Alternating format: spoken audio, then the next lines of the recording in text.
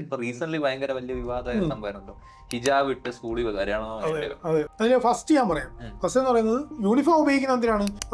ഒരേപോലെ തർക്കമില്ലാതെ ഒരാൾ ബ്രാൻഡഡ് ഇടുമ്പോൾ ഈ കൊച്ചിന് ചിലപ്പോൾ വിഷമം വരും, അത് ബ്രാൻഡഡ് ഡ്രസ്സ്. അപ്പോൾ അതൊരിത് രാവിലെ ഉറക്കൊണ്ടിട്ട് ഏത് ഡ്രസ്സ് ഇടണമെന്നുള്ള താമസം, അത് ഒരിത് പ്രശ്നം. പിന്നെ എന്ന് പറഞ്ഞാൽ ക്ലൈമറ്റുമായിട്ട് ബന്ധപ്പെട്ടിട്ട് ഒരിതുണ്ട് അതിനകത്ത്. അപ്പോൾ സയൻസ്, സോഷ്യൽ സയൻസ് എല്ലാം കൂടെ ചേർത്തിട്ടാണ് എല്ലാവരും ഒരു യൂണിഫോം ഉപയോഗിക്കുന്നത്. ഈക്വാലിറ്റിയൊക്കെ എന്താ പറയാം. ഇനി വേറൊരു സാധനം കൂടെ ഉണ്ട് ഇതിനകത്ത്.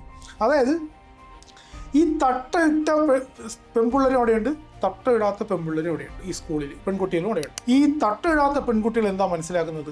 ഈ തട്ട ഇട്ടതുകൊണ്ട് ഈ കൊച്ചിന് പ്രത്യേകിച്ച് പ്രിവിലേജ് ഒന്നും സ്കൂളിൽ കിട്ടുന്നില്ല. തിരിച്ച് ഈ കൊച്ചെന്താ മനസ്സിലാക്കുന്നത്? ഈ തട്ടം ഇടാത്ത കുട്ടികളും ഇവിടെ ഉണ്ട്, എൻ്റെ തട്ടത്തിന് വലിയ വാല്യൂ ഒന്നുമില്ല. അവർ പരസ്പരം മനസ്സിലാക്കി വളരെയാണ് അല്ലേ. നമ്മൾ സ്കൂളിൽ പഠിക്കുമ്പോൾ ഇതുണ്ട്, എൻ്റെ സ്കൂളിൽ യൂണിഫോം ഒന്നുമില്ല, തട്ടമിട്ട പിള്ളേരുണ്ട്. അപ്പോഴും നമ്മളെന്താണെന്ന് മനസ്സിലാക്കുന്നത്? നമ്മളൊന്നും മനസ്സിലാക്കുന്നില്ലെന്ന്.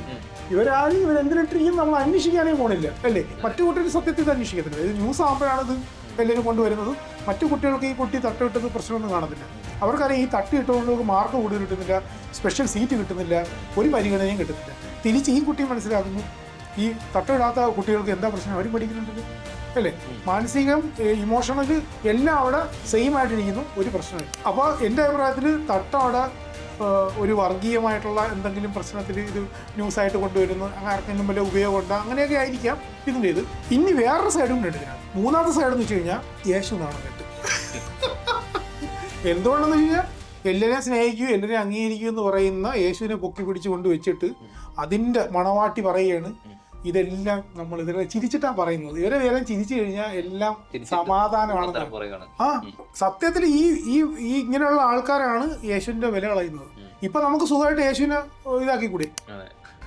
ഇപ്പൊ നമുക്ക് സന്തോഷമില്ലേ, നിരീശ്വരക്ക് സന്തോഷമില്ലേ, യേശുവിനെ സുഖമായിട്ട് ഇതാക്കിക്കൊണ്ടേ.